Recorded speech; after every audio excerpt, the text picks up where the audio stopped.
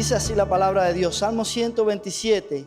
Si Jehová no edificare la casa, en vano trabajan los que la edifican. Si Jehová no guardare la ciudad, en vano vela la guardia. Por demás es que os levantéis de madrugada y vayáis tarde a reposar y que comáis pan de dolores, pues que a su amado dará Dios el sueño. He aquí, herencia de Jehová son los hijos, cosa de estima el fruto del vientre. Como saeta en manos de valiente, así son los hijos habidos en la juventud. Bienaventurado el hombre que llenó su aljaba de ellos, no será avergonzado cuando hablare con los enemigos en la puerta. Bienaventurado todo aquel que teme a Jehová, que anda en sus caminos. Cuando comiere el trabajo de sus manos, bienaventurado será y te irá bien. Tu mujer será como vid que lleva fruto a los lados de tu casa, tus hijos como plantas de olivo alrededor de tu mesa. He aquí que así será bendecido el hombre que teme a Jehová. Vamos a orar, hermano. Padre, agradecido por esta nueva oportunidad de poder compartir tu palabra.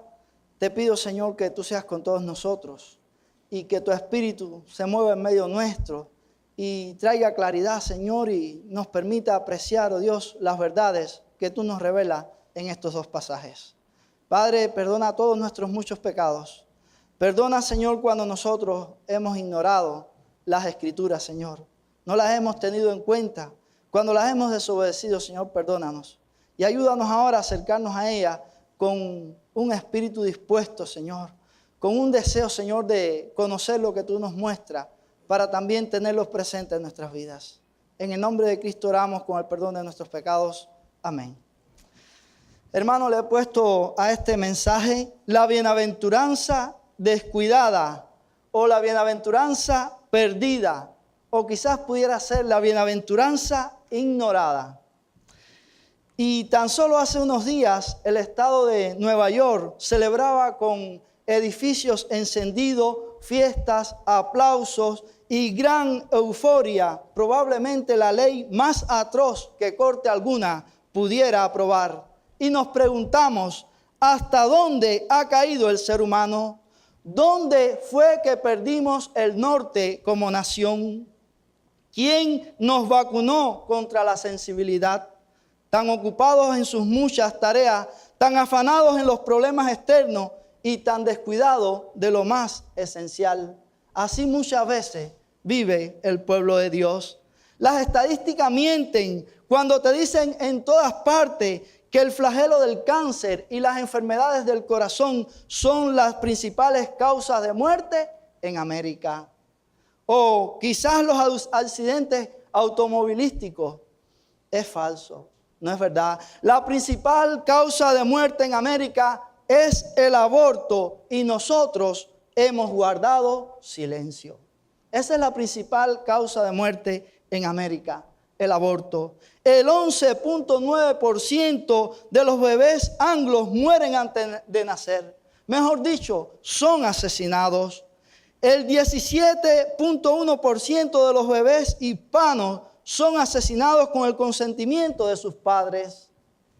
El 35.5% de los bebés afroamericanos no llegan a nacer.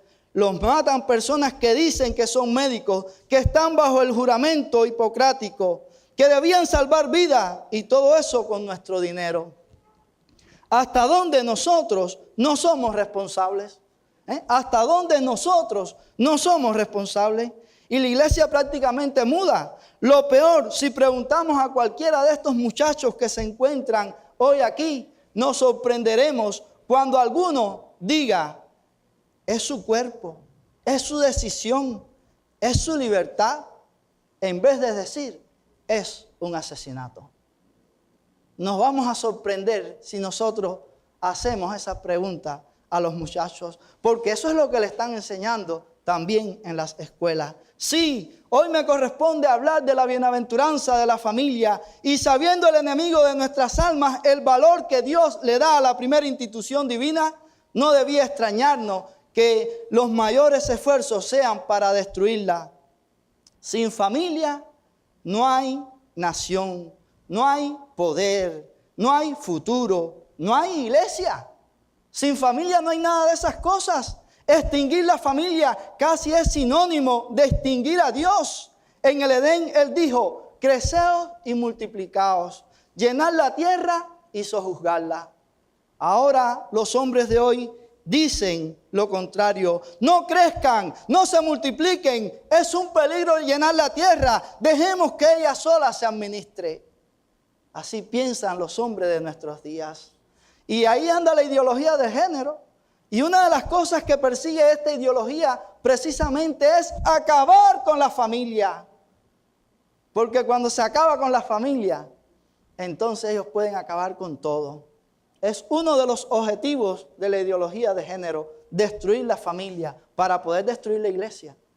Sépalo, es para poder destruir la iglesia. Por eso esta ideología no está así como ellos la están presentando, que es para libertad de los seres humanos, o mejor dicho, libertinaje de los seres humanos, sino que es un ataque directo contra la iglesia de Dios. Infelices los hombres que han dejado a Dios para ser felices. La felicidad sin Cristo es dolor, culpa, odio, muerte. En cambio, bienaventurado, muy feliz, qué feliz todo aquel que teme a Jehová. Eso dice el Salmo 128. Qué feliz todo aquel que teme a Jehová. Hay dos figuras en estos dos salmos, el 127 y el 128, que no quiero pasar por alto y que se refieren a la felicidad que Dios da a la familia. Una es la saeta y la otra son las plantas de olivo.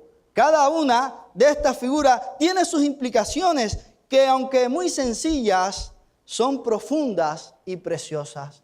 Y hay tres cosas que yo quiero compartir con ustedes. En primer lugar, ambos salmos, una misma idea desde dos perspectivas. El 127 es un reclamo y el 128 un cántico. Y vamos a ver eso. Lo primero que podemos decir de estos dos salmos es que son conocidos como cantos graduales. Eran canciones que cantaban los peregrinos cuando estaban en ascenso a Jerusalén, cuando estaban llegando a Jerusalén, y por eso se les conoce de esa manera, como cánticos graduales o cánticos de ascenso. Ahora, el Salmo 127, al parecer, pudo haber sido escrito para Salomón o por Salomón. O quizás lo escribió alguna otra persona. Los estudiosos, los eruditos, no se ponen de acuerdo con relación a esto. Hay varias opiniones con relación a esto. Pero lo que nosotros queremos tratar hoy, no importa quién realmente lo haya escrito. Así que el tono de lamento no se escapa a la vida y la circunstancia de alguien que sabía que la verdadera felicidad radica en estar centrado en Dios. Porque eso es lo que nos enseña el Salmo 127, que Dios es el centro de todo. Dios es el centro de todo lo que tiene que ver con nosotros. Es el centro del universo, pero es el centro de la vida del hombre. Y eso lo tenía claro el que lo escribió, ya sea David, ya sea Salomón, o sea otro escritor. Estaba bien claro de que Dios es el centro de la vida, es el centro del hombre. Así, en el Salmo 128 podemos decir que es un cántico positivo, lleno de alegría y de fuerza. El Salmo 128 está lleno de alegría, de vigor, de fuerza. ¿Qué es la casa? Y esto lo vamos a ver en el Salmo 127. Yo tuve que ir combinando para poder tratar todo esto. El Salmo 127, ¿qué es la casa? Quiero decirle que es más que un edificio. Es más que un edificio. Las enseñanzas que nosotros vemos ahí cuando el Salmo nos habla de edificar una casa. Sí, claro que cuando uno va a edificar una casa uno tiene que tener ciertas cosas presentes. Pero cuando uno va a edificar una familia, que la Biblia también ve la familia a veces en esa misma forma, y lo vamos a ver ahora, como se habla de ella como una casa, refiriéndose a la casa y no propiamente a la construcción, sino a las personas que habitan ese lugar. Así que dice este Salmo 127:1, si Jehová no edificare la casa, en vano trabajan los que la edifican. Si Jehová no guardare la ciudad, en vano vela la guardia. Así que si Jehová no edificare, es parte de un grupo de condicionales negativas donde Jehová es central, donde Dios es el centro de la vida laboral, de la vida social, política y de manera particular de la vida familiar. Eso es lo que nos dice el Salmo 127. Dios es el centro de la vida, tanto de la sociedad, de la política, de la vida familiar. Él es el centro. Aunque los hombres han querido quitarlo, pero Él es el centro. Por eso las cosas en la humanidad van tan mal, porque el hombre le ha dado las espaldas a Dios. Pero este salmo nos está enseñando que nosotros tenemos que tener a Dios como el centro. Y si ese era el consejo de David para Salomón, era un buen consejo. O si era la escritura de Salomón para sus hijos, para su familia, era un buen consejo. O si era el consejo de algún otro salmista, era un buen consejo. Era una verdadera revelación bíblica que ellos tenían que tener bien presente. El verso 3 y 4 nos hablan también ahí de la familia, nos hablan del trabajo. Por eso digo que no lo voy a leer, que tiene que ver con todo, que es el centro de la vida en todas las cosas. Dios tiene que ver también con nuestro trabajo. Él es el centro. Cuando nosotros no tomamos en cuenta a Dios, las cosas no pueden marcharnos realmente bien del todo, porque nosotros estamos ignorando a Dios. Ahora, dice Josué 24:15, y esto tiene que ver con el significado que para un judío tenía el edificio o la casa. Dice, pero yo y mi casa serviremos a Jehová. Escoged hoy a quién sirváis. Si a los dioses que sirvieron a sus padres. Pero entonces él le dice, pero yo y mi casa serviremos a Jehová. Y no se refería al edificio o a la casa donde él vivía. Se refería a su descendencia, a su familia. Es decir, que Josué estaba diciendo allí que él y su familia iban a servir a Jehová. ¿A quién vamos a servir nosotros? ¿A quién vamos a servir nosotros? También nosotros decimos así, yo y mi familia, yo y mi casa, vamos a servir a Dios verdaderamente. Vamos a servir a Dios con entrega, con disposición. Vamos a servir a Dios de corazón. El Salmo 128, verso 1 y 2, dice, bienaventurado serás y te irá bien. Dice, bienaventurado todo aquel que teme a Jehová, que anda en sus caminos, cuando comiera el trabajo de sus manos. Dice, bienaventurado será y le irá bien. Bienaventurado será y le irá bien. La clave de la verdadera felicidad consiste en el temer a Dios. Eso es lo que está diciendo ese Salmo 128. La clave de la verdadera felicidad está en eso, en el temor a Dios, temer su palabra, temer confiadamente, temer confesando los pecados, temer en la vida práctica. Nosotros necesitamos tener temor de Dios. Hoy en día hay iglesias que no quieren hablar del temor de Dios, porque la gente se va. Ahora hay que tener una idea clara acerca de lo que es el temor de Dios. Y ya yo lo dije en un sermón anterior, cuando hablamos de temor a Dios, no es terror, no es miedo.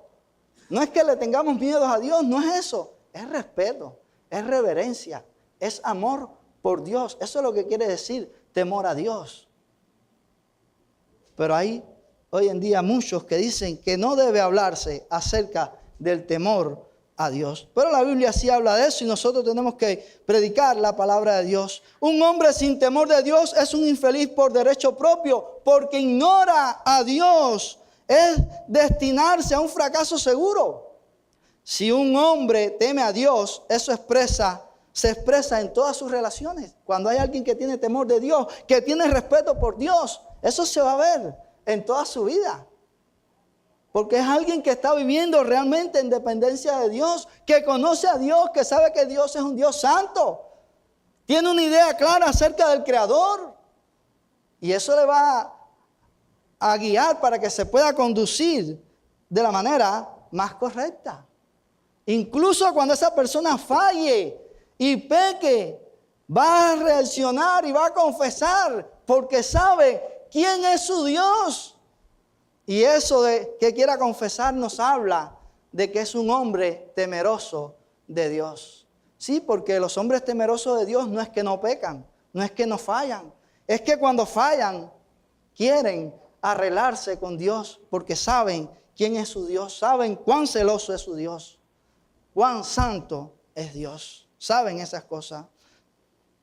Así que es importante que nosotros podamos tener una idea clara de lo que es el temor de Dios. Y como dijimos, el temor de Dios tiene que ver con nuestra felicidad. Por eso dice que es bienaventurado el hombre que teme a Dios, porque ese es un hombre verdaderamente feliz. Ahora pudiéramos poner ejemplos bíblicos de personas que quizás han tenido muchas riquezas, han tenido mucho dinero, mucha fama, pero nunca han sido felices. Ya yo en ocasiones anteriores hablé de esto. Artistas, personas famosas, pero que han atentado contra su vida. Es decir, que el dinero no ha podido suplir la felicidad. Y sépalo, el dinero no hace feliz a nadie. Las posesiones materiales, las riquezas, no hacen felices a nadie. La verdadera felicidad no está en eso. Por eso es que vemos tantas personas con todo eso, con el mundo en sus manos por la cantidad de dinero que tienen, y sin embargo, viven vidas miserables, o algunos ya han acabado con sus vidas. Como cualquiera que no tenga dinero, también puede actuar de esa manera. Porque es que la felicidad no radica en eso. La felicidad está en Dios. Nosotros fuimos creados para tener una relación con Dios. Y esa es la única manera de que nosotros podamos caminar en este mundo de una forma correcta. Que nosotros podamos estar experimentando el gozo de Dios. Como dice ahí en 1 de Juan 1, en el verso 3 y 4, cuando habla de la comunión, dice que el deseo es que pueda haber gozo en nosotros. ¿Por qué? Porque hay una unidad con Dios por medio de Cristo. Si no, no hay eso. Ahora, pensando en ejemplos bíblicos, si nosotros vamos a Lucas, yo no voy a ir 16 del 19 al 31, ahí nosotros tenemos una historia, la historia del rico y Lázaro. Ahí está esa historia. Y este hombre rico dice que todos los días hacía banquete, hacía comida, tenía amigos, vivía en sus placeres, en su diversión, todo estaba bien. Pero dice que el mendigo, Lázaro, dice que deseaba comer de lo que caía de la mesa, de las migajas que caían de la mesa. Y llegó el momento que murió el rico y fue a un lugar de tormento. Sencillamente, allí entonces él deseaba. Lázaro también murió, pero entonces allí entonces él era consolado, dice las Escrituras. Y dice que el rico pedía que Lázaro pasara para que tocara allí sus labios con una gota de agua. Pero le dijeron, no, nadie puede pasar de allá a acá, ni de aquí a allá. Y entonces el hombre dijo, bueno, permita que vaya alguien de entre los muertos y le hable a mi familia para que ellos no vengan a este lugar de tormento. Allá tienen a los profetas, tienen a Moisés, que a ellos los reciban. Ni aun aunque fuera uno de entre los muertos, creerán. Ahí vemos en esta historia que a pesar de que este hombre tenía tanta riqueza, hacía diariamente tantos banquetes, tenía amigos, practicaba, tenía placeres diariamente, eso no le colmó de toda la felicidad. Tenía una felicidad pasajera, una felicidad de este mundo, pero hasta ahí, esa no es la verdadera felicidad. Sin embargo, Lázaro dice que entonces era consolado. Aquí tuvo que sufrir, pero entonces era consolado. Y quiera Dios que nosotros podamos tener la mejor de las partes. Ahí en Mateo, el Señor también habló, y dice ahí en Mateo capítulo 5, en las bienaventuranzas, y quiero leerlo, porque a veces nosotros los cristianos vivimos de espaldas a estas realidades y pensamos que eso no puede pasar, pero sí puede pasar. Dice, bienaventurados los que padecen persecución por causa de la justicia, porque de ellos es el reino de los cielos. Bienaventurados sois cuando por mi causa os vituperen y os persigan y digan toda clase de mal contra vosotros mintiendo. Gozaos y alegraos, porque vuestro galardón es grande en los cielos, porque así persiguieron a los profetas que fueron antes de vosotros. Hasta ahí. Fíjense, nosotros a veces pensamos que cuando uno pasa por pruebas, pasa por situaciones, como que ya no es feliz. Y nosotros por la palabra de Dios vemos que no es así. Cuando nosotros sufrimos cualquier circunstancia por ser fieles a Cristo, eso, hermano, dice que es feliz la persona que sufre por Cristo. Es feliz porque a veces nosotros los cristianos tenemos una idea, bueno, yo estoy fiel en las cosas de Dios, estoy sirviendo a Dios, pero mira lo que me pasó. Bueno, Dios se olvidó de mí, mira lo que me está pasando. Por ser fiel a Dios, por predicar, me han puesto preso. Oh, y uno empieza entonces a dudar. La Biblia dice que esas cosas van a pasar y que cuando por ser fiel a Cristo tú vayas preso o tú tengas que ser quemado en la hoguera, dice, bienaventurado eres, 3 veces feliz. Muy dichoso, eso es lo que está diciendo. Así que esa idea que nosotros tenemos de que cuando vienen pruebas a nuestras vidas es porque entonces hay algo que está mal, es que no estoy experimentando la verdadera felicidad, no es conforme a las enseñanzas bíblicas. Eso será la idea del mundo, que para el mundo la felicidad es tener riquezas, tener fama, y que todos, mira, todo está ahí. Esa es la felicidad para el mundo. Pero para los cristianos la felicidad radica en estar bien con Dios. En estar bien con Dios, en estar haciendo la voluntad de Dios. Y eso lo vemos ahí en ese mismo pasaje. Así que la felicidad no consiste en poder, ni en fama, ni en riqueza. La verdadera felicidad consiste en temer a Dios, en creer en Dios, en estar centrado en Él, en vivir en el centro de su voluntad. Ahí radica la verdadera felicidad. Y ahí es donde nosotros los cristianos tenemos que estar mirando, mis hermanos. Ahora en el Salmo 127, en el verso 2, habla del trabajo. Dice, por demás es que os levantéis de madrugada y que vayáis tarde a reposar y que comáis pan de dolores, pues que a su amado dará Dios el sueño, el trabajo. ¿Qué problema? No establecer prioridades, dice comer pan de dolores, salir temprano a trabajar, regresar tarde a la casa y luego no conciliar el sueño. La Biblia quiero corregir algo, no vaya a ser que alguien piense que la Biblia enseña que nosotros no debemos trabajar. Desde que Dios puso al hombre en el Edén, le dijo que debía cuidar aquel lugar, que debía labrarlo, que es decir, debía trabajarlo. Porque hay por ahí una canción que dice que el trabajo lo hizo Dios como un castigo. Y eso no es verdad. Eso no es verdad, mis hermanos. No es verdad. Ahora, nosotros lo que sí tenemos que ser responsables y trabajar con diligencia para nosotros poder suplir las necesidades en nuestros hogares, en nuestras familias. Y de esto es que se trata aquí. Así que tenemos que ver el texto, pero verlo desde una perspectiva correcta. Así que lo que el texto quiere hacernos ver es que si estamos trabajando independientemente de Dios, es decir, ajenos a Dios, sin tener en cuenta a Dios, no vamos a ninguna parte. No veremos el fruto de nuestro trabajo.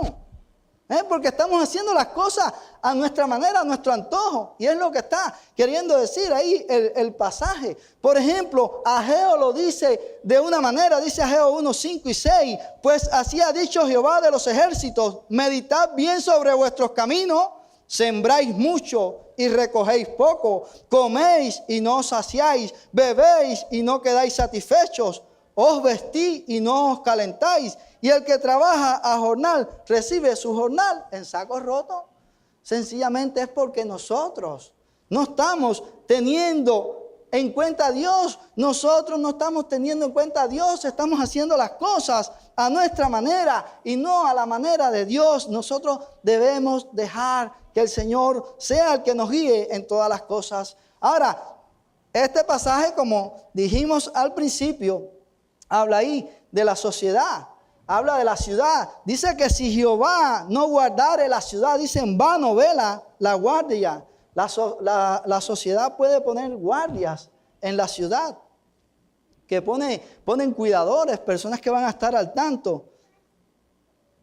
Pero no priorizan a Dios.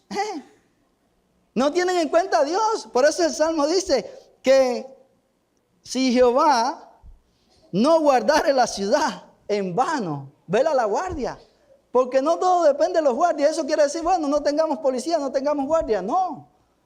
Pero lo que quiere hacer ver el Salmo es que Dios es el centro, hermano, de la vida del hombre, y que aún en esas cosas el hombre necesita contar con Dios para todo.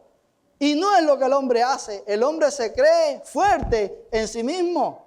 El hombre se cree Dios él mismo. Y ahí vienen los problemas. Lo dice la Biblia en Proverbios. El caballo se prepara para el día de la batalla, pero el triunfo es de Dios.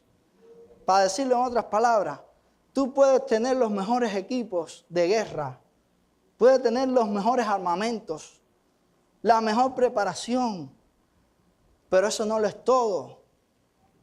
Hay que ver cuál es el propósito de Dios, que es el que finalmente va a dar la victoria. Ahí nos habla del caballo porque en aquellos tiempos ese era un instrumento, era utilizado para pelear, para ir a la guerra, y por eso nos habla del caballo. Pero eso es lo que se nos quiere decir con esa figura. Así también este Salmo 127 nos habla de la familia. Tal vez este sea el punto principal de la crisis del hombre hoy. Si Jehová no construye la familia, en vano trabajan los edificadores. Ahí eso nosotros lo podemos ver cuando dice en el verso 3, aquí herencia de Jehová son los hijos, cosa del fruto, estima del vientre. Dice, como saeta en manos de valiente, así son los hijos habidos en la juventud. Pero cuando nosotros vemos en el contexto todo eso, también ahí está la clave, como dije al principio. Si Jehová no edificare la familia, el hogar, en vano trabajan los edificadores. Si Jehová no construye la familia, en vano nosotros construimos, hermanos.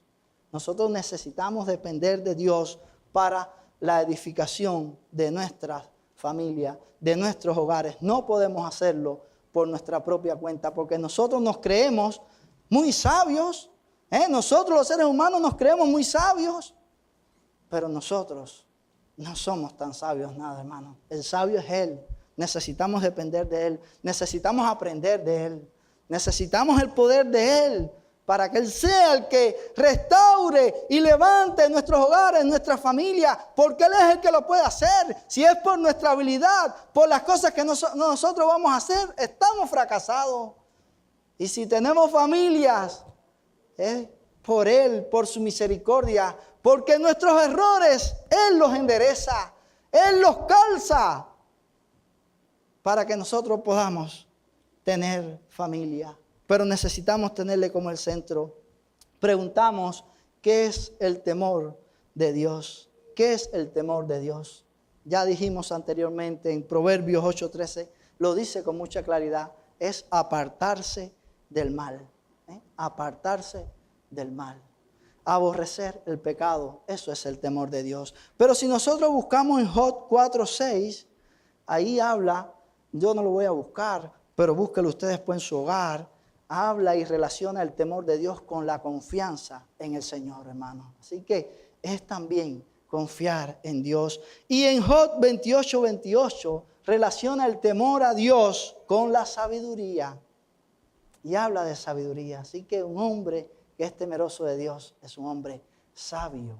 Es alguien sabio, según lo que dice Job 28:28. Y en 2 de Corintios, capítulo 7, verso 1, también ahí se nos habla acerca del temor de Dios. Y este es un pasaje bien conocido, lo voy a buscar. 2 de Corintios 7, verso 1 dice, así que amados, puesto que tenemos tales promesas, limpiémonos de toda contaminación de carne y de espíritu, perfeccionando la santidad en el temor de Dios. ¿Cómo se perfecciona la santidad? En el temor de Dios. Así que la santidad está relacionada también con el temor de Dios. Por eso el temor de Dios es importante. Ahora, aquí habla de promesas. Este pasaje está conectado con lo que viene diciendo anteriormente. Y ahí hay promesas. Por ejemplo, Dios dice, habitaré y andaré entre ellos y seré su Dios y ellos serán mi pueblo. Y les manda a salir del mundo y a no tocar el mundo. Y después dice, y seré para vosotros por padre y vosotros me seréis hijos e hijas, dice el Señor Todopoderoso. Ahí están las promesas, porque ahí ese pasaje habla también de que tenemos esas promesas. Y como tenemos esas promesas debemos limpiarnos de toda contaminación de carne y de espíritu, perfeccionando la santidad. ¿Dónde? Dice, en el temor de Dios. Está bien relacionado ahí todo. Y es algo que nosotros tenemos que tener bien presente. Ahora, el temor de Dios implica tener un concepto también correcto de tu esposa, de tu compañera, de aquella mujer que Dios te ha dado para que tú vivas con ella, para que sea la madre de tus hijos. El temor de Dios implica tener un concepto correcto de ella. Implica tratarla bien, porque cuando tú la tratas mal, tú estás pecando contra Dios, porque ¿qué dice Dios? Que debe tratarla como a vaso más frágil. Como a vaso más frágil. Es la forma en que nosotros debemos tratar a nuestras esposas. Preguntamos, ¿por qué será la familia tan importante? ¿Por qué es que la familia es tan importante? Y yo tengo aquí 3 ideas que quiero compartir con ustedes. Primero, porque es una institución divina. Porque la familia no la creamos nosotros. La familia la estableció Dios, la creó Dios allí al crear a Adán y después a Eva y unirlo y hacerlo que fueran un matrimonio, una sola carne y decirle, creceos y multiplicaos, llenad la tierra, sojuzgarla. Es Dios el creador de la familia, no somos nosotros los seres humanos, es Dios. Y por eso es importante, porque es una creación de Dios, es una creación divina, que los hombres hoy la quieren destruir, pero es de Dios esta creación. Segundo, porque es la base de toda sociedad. Sépalo, la familia es la base de la sociedad. La familia ha sido siempre la base de la sociedad y por eso hemos llegado hasta aquí. Y por eso esta civilización. Pero cuando se acabe con la familia, será peor. Será peor. Usted ve cómo es el hombre en su pecado, ve su maldad. Ve cómo actúa el hombre con sus semejantes, cuánta violencia. Todo eso es por darle la espalda a Dios, por gozarse en el pecado. Pero cuando se acabe la familia, eso se va a incrementar más, va a ser peor. Porque no va a haber un núcleo donde los hijos puedan ser instruidos acerca del temor a Dios, acerca del respeto a los demás. No va a haber eso. Y entonces los hijos y las personas van a vivir conforme a la ley de la selva, para decirlo de la mejor manera. Van a vivir de esa forma. Todo por no tener en cuenta lo que Dios ha hecho. Ahora, también es importante porque es allí donde pasan las grandes cosas que preparan a los hombres de Dios para servirle. Es decir, en la familia ahí pasan cosas, en la instrucción de esos hijos, pasan cosas que tú vas a estar transmitiendo y que van a hacer que tanto tu hija como tu hijo puedan ser en el futuro hombres y mujeres de bien, que puedan ser útiles a la sociedad, que puedan tener piedad, que puedan mostrar misericordia a otros. Pero cuando no hay esa instrucción, y ya nosotros sabemos que esa instrucción casi que no la hay, porque las familias de hoy no hay casi instrucción, aún en las iglesias, es mínima la instrucción. No, eso es en la escuela, los padres en la escuela los enseñan, por eso vamos como vamos, rumbo a una hecatombe, a un desastre. Entonces es importante tener presente estas cosas, hermanos. Hay que instruir a nuestros hijos. Pregúntele a sus hijos cuando lleguen de la escuela qué le enseñaron. Y hágale preguntas específicas, porque allí le enseñan cosas que no son las mejores. Le enseñan cosas que no son las mejores. Conceptos sobre el matrimonio que no son correctos. Y nosotros entonces tenemos que aclararle en nuestra casa y hablarle lo que realmente Dios dice acerca de eso. Así que en la familia nosotros no podemos descuidarla y no podemos pasar por alto el valor que Dios le otorga a los hijos que Él nos ha dado. No lo podemos obviar, no lo podemos pasar por alto. Tenemos que mirar con atención a nuestra familia y a la educación de nuestros hijos, hermanos, porque eso es una bendición de Dios. En segundo lugar, los hijos son como saetas. Los hijos que Dios nos ha dado son como saetas. Por tanto, esto es parte de la bienaventuranza de la que Dios nos hace partícipe, los hijos que Él nos ha dado. Y vamos a ver qué es esto de que son saetas. Ahí en el Salmo 127 3 al 5. Dice: aquí herencia de Jehová son los hijos, cosa de estima el fruto del vientre como saetas. Dice: en manos de valientes. Así son los hijos habidos en la juventud. Bienaventurado el hombre que llenó su aljaba de ellos. No será avergonzado cuando hablare con los enemigos en la puerta. Hermano, este es un salmo bien conocido, pero que a veces lo conocemos, pero las enseñanzas que tiene nosotros le hemos dado de lado, no las hemos valorado. Y dice aquí que nuestros hijos son como saetas. Dice: herencia de Jehová son los hijos. Es decir, que es una herencia de Dios. Su hijo es una herencia de Dios. Sus hijos son herencia de Dios. Es algo que Dios te ha dado. A veces nosotros no creemos muy dueños de nuestros hijos, pero no son nuestros, son de Dios. Es parte de la bienaventuranza, de la felicidad que Dios le da al hombre. Los hijos son parte de eso. Aunque la mayoría de los hombres no valoran esa felicidad. Pero es una bienaventuranza poder ser padre de hijos. Es una gran felicidad, es un gran privilegio. Así que dice la Biblia que son herencias de Dios. Es algo que Dios nos ha dado, que Dios nos ha concedido participar de eso. Ahora dice más ese salmo. Dice: cosa de estima el fruto del vientre. Cosa de estima, fíjese, el fruto del vientre. Cuando nosotros estábamos estudiando el pasaje, busqué la versión de las Américas para leer cosa de estima, porque entendía lo que decía, pero quería tener más claridad. Y ahí lo traduce perfectamente, lo traduce bien. Dice que cosa de estima es recompensa. Así que cuando leemos cosa de estima, digamos: recompensa el fruto del vientre. Es una recompensa. Es una bendición. El fruto del vientre es lo que está diciendo.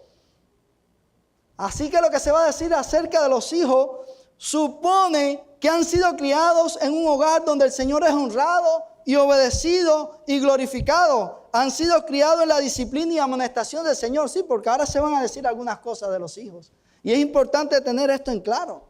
Que esto que se va a decir está relacionado con que sean hijos instruidos en el temor del Señor.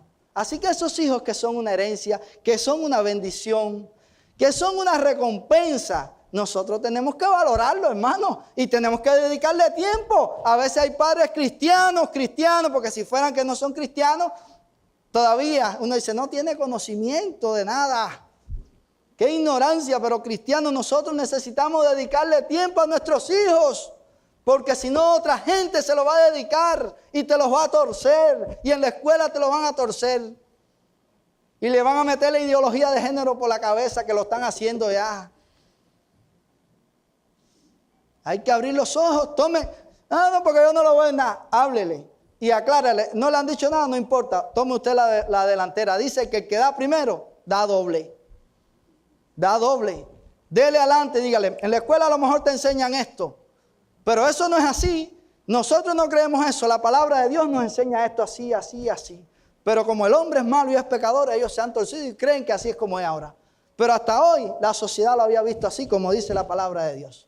Y háblele a sus hijos.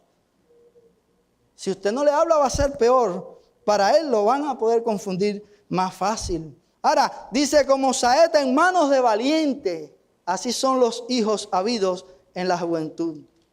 Ahora, estas saetas, nosotros tenemos que... la saeta es una flecha. Es una flecha. Pero no es para retenerla. A veces nosotros queremos retener a nuestros hijos. Los hijos los tenemos por un tiempo, pero es preparándolo para tirarlo. Es preparándolo para soltarlo. Así que las saetas son para ser tiradas, no pueden ser retenidas. Pero para nosotros tirarlas tenemos que haberlas preparado, porque si no, miren, van a errar el blanco. Hay que prepararlos antes de nosotros poderlas tirar. Yo nunca, he tenido que ver nada con flechas y eso. Pero cuando leo esto pienso así en el tiempo de los indios, ¿no? Que se defendían así con las flechas. Y yo he visto aventuras y cuestiones que sí han usado eso. Y yo veo que ellos preparan bien la flecha. Y la flecha tiene que estar y debe tener un peso y debe tener la punta bien hecha y atrás también. Para que esa flecha pueda tener ir recto al blanco. No se desvíe. Tiene que tener cierta preparación, ciertas cualidades esa flecha. Bueno, nuestros hijos nosotros también tenemos, hermanos, que prepararlos. Prepararlos para la vida, enseñarles cómo es la cosa, cómo se lleva un hogar, si es una niña hembra y si es un varón también, cómo es la cosa con la familia cuando tenga los hijos, qué hay que hacer. Nosotros tenemos que entrenarlos, los tenemos por un tiempo, pero es para eso, no nos durmamos. Nosotros tenemos que entrenarlos, en la escuela lo entrenan y en la televisión, si usted no está al tanto, también se lo pueden entrenar o en el teléfono. Con el teléfono también ahí ellos pueden buscar el entrenamiento inadecuado y después usted va a sufrir, va a tener dolor por eso. Así que es importante que nosotros podamos mirar a nuestros hijos y podamos dedicarle el tiempo. Así que recuerde, son saetas en manos, no de cualquiera, dice de valientes, en manos de valientes. Y esto, cuando los padres sean ancianos, podrán contar con sus hijos piadosos que pelearán por ellos como soldados y también proveerán para ellos como el cazador hace provisión con su arco y su flecha, mis hermanos. Si usted prepara esas saetas, cuando usted esté anciano y usted no pueda valerse por sí mismo, ahí usted tiene una ayuda, ahí usted tiene un sostén, alguien que va a hacer por ustedes. Ya usted ha hecho por ellos, después ellos harán por ti. Pero tú tienes que prepararlos. A veces nosotros vemos que no sucede así. Es triste. Pero muchas veces también ha sido por negligencia, porque no se les ha enseñado con rigor cuál es su responsabilidad. Por lo menos nosotros tenemos que cumplir nuestra parte. Si después no sucede, bueno, yo hice lo que pude y le enseñé, tendrá que dar cuenta a Dios por eso. Pero nuestros hijos son los que deben hacer por nosotros cuando estemos viejos. Se los digo a ustedes jóvenes que están aquí, adolescentes. Ustedes tienen que hacer por sus padres cuando sus padres sean ancianos. Ustedes deben cuidar de ellos, deben sostenerlo, deben apoyarlo, deben llevarlo al médico y no deben meterlo en un home. Aunque haya mucho trabajo, hay formas de hacerlo diferente. Eso de llevarlo para un home es para quitarse el golpe de encima. Y los meten allí la mayoría de las personas y nunca más van a verlo. O lo van a ver cada 5 años una vez. Un hombre piadoso, una mujer piadosa no debe hacer eso. Porque no veo la piedad ahí en su vida ni en su corazón. Así que debemos llenar nuestra aljaba de ellos. La aljaba es donde se pone la flecha. El saquito donde se pone la flecha, que usted ve que la cogen hacia atrás. Ahí donde se pone la flecha. Esa es la aljaba. Dice que debemos llenarla de ellos. Qué maravilloso que podamos tener muchos hijos. Hace que el hombre sea feliz, muy feliz, contrario a la vergüenza. Es decir, que esta felicidad es algo contrario al tener vergüenza, contrario a la propaganda moderna en contra de las familias grandes. Dios pronuncia su bendición sobre el hombre que tiene su aljaba llena de hijos. Dios quiere que nosotros tengamos hijos. Muchos hijos. Deje de decírselo.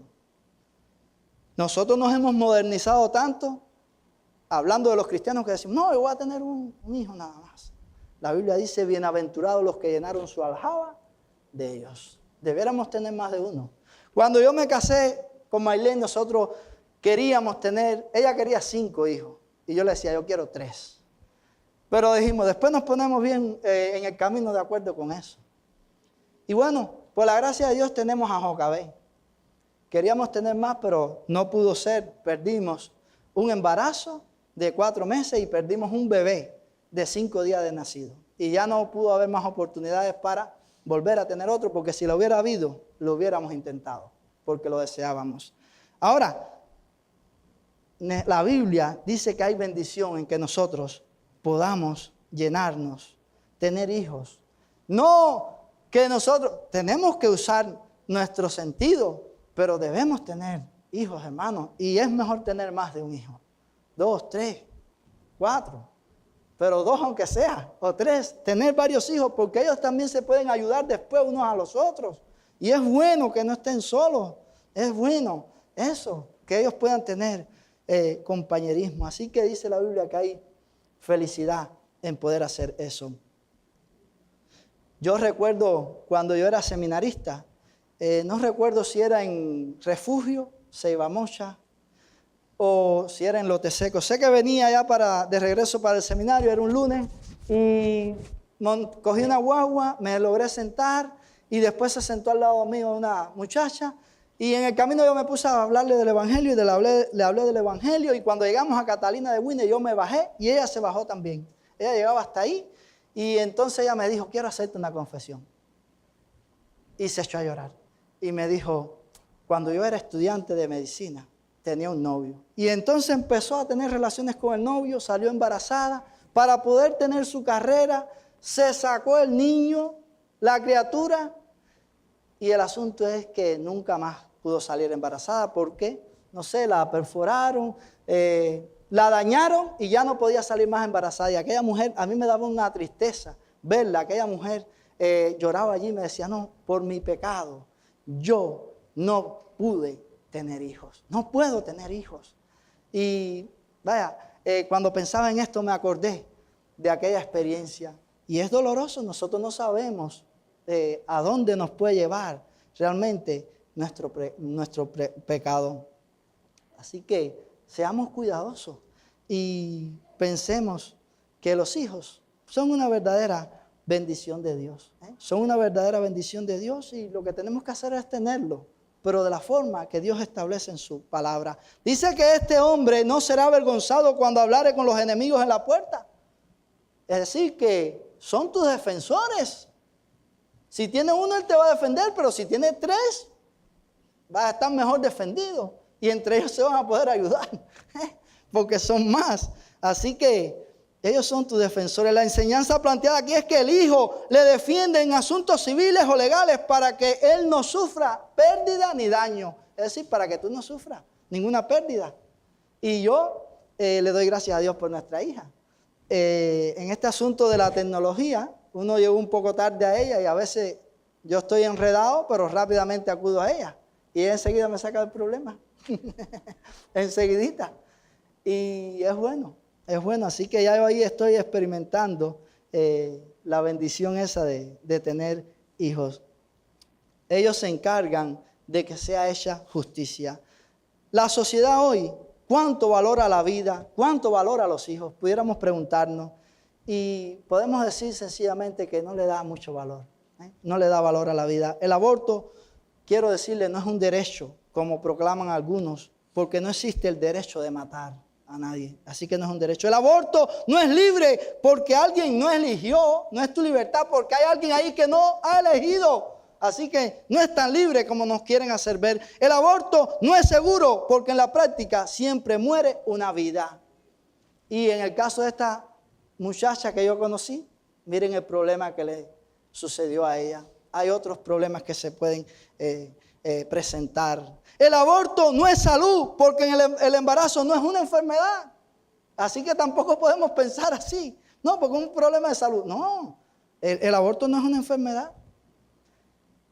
Así que son cosas que nosotros tenemos que tener presente y que en la sociedad le quieren dar una vuelta para que nosotros nos podamos tomar esa píldora y quedarnos ahí de brazos cruzados y todo está bien. Sí, es verdad, esto es un problema y está bien así porque es esto lo que se está presentando. No. ¿Qué es el aborto? El aborto es un asesinato cruel, porque la Biblia dice en Éxodo 20:13, no matarás. Y ese es el nombre del aborto, un asesinato cruel. Y el aborto es un pecado. Es un pecado porque es ir en contra de la ley de Dios. Ahora, si hay alguien que ha practicado el aborto, antes de conocer a Cristo, antes de ser instruido, sepa que puede haber perdón para usted. Usted necesita ir a Cristo y confesar su pecado y arrepentirse. Y el Señor le puede perdonar. Pero no puede olvidar lo que realmente significa el aborto. El aborto es un asesinato y el aborto es un acto de irresponsabilidad. Porque yo veo a las personas hablando del aborto y tan fácil que es de solucionar. Óigame, cuídese. antes de tener una relación, cuídese y no salga embarazada y ya. Pero no, me embarazo y me hago un aborto. Y hay mujeres que se han hecho muchos abortos. Yo conozco mujeres que se han hecho muchos, pero muchos abortos. Y yo veo en eso sencillamente un acto de irresponsabilidad. Porque hasta tu propia vida está en juego. Cuando tú te haces un aborto, tú también puedes ser dañado y perder la vida.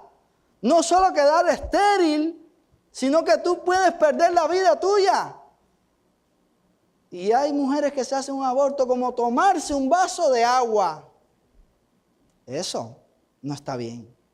No está nada bien. El aborto es una irresponsabilidad. Ronald Reagan dijo, presidente de este país, me he dado cuenta de que todos los que están a favor del aborto ya han nacido.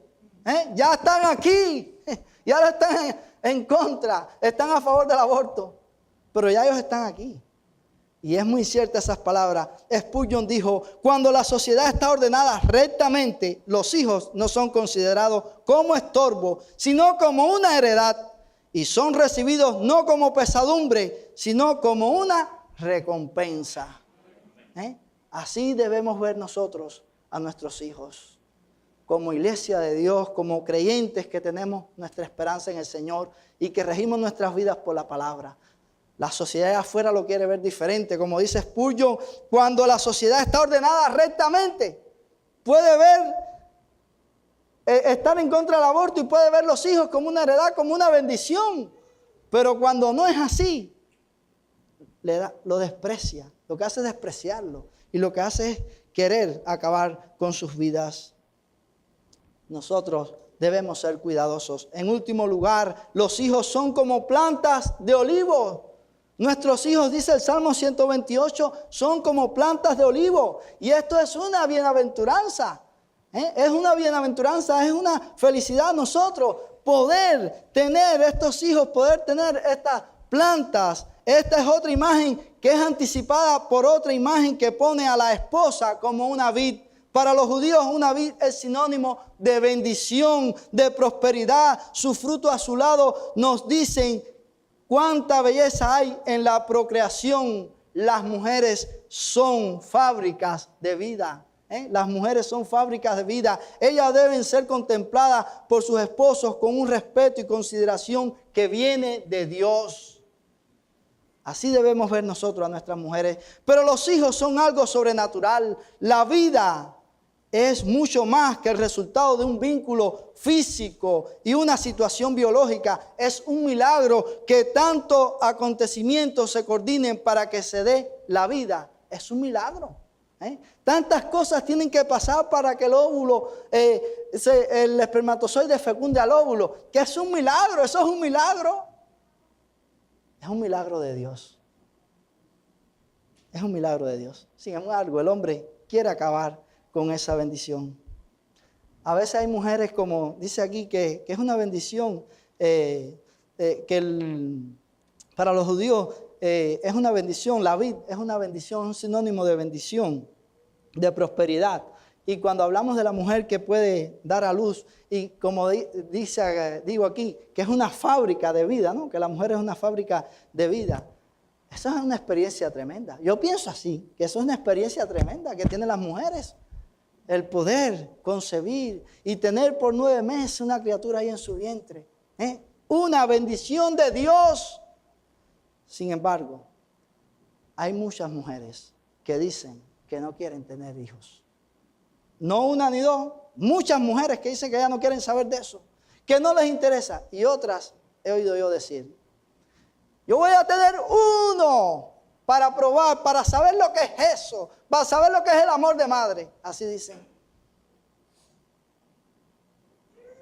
Cuando es un privilegio, es una bendición poder tener hijos. Dice la Biblia que estos hijos son plantados, literalmente son plantas, una sección de trasplante, plantadas para ayudarlas a crecer. Nosotros estamos ahí entonces para ayudarlas a crecer. Para eso estamos. Son plantas pequeñas que han sido plantadas ahí. No son nuestras plantas, son el vivero de Dios que han sido trasplantadas alrededor de tu mesa para que tú las cuides y las crezcas. Se parecen a ti, pero no te pertenecen. Llevan tu nombre o tu apellido, pero no son para su nombre, no para el tuyo. Son para Él, no para ti. Y es algo que tenemos que tener presente. Son olivos, dice también.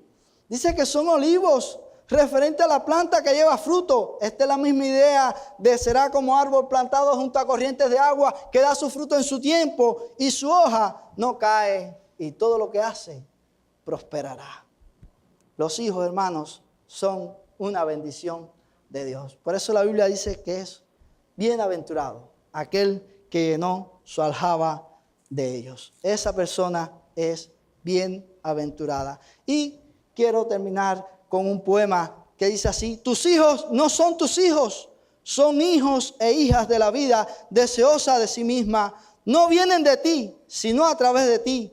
Y aunque estén contigo, no te pertenecen.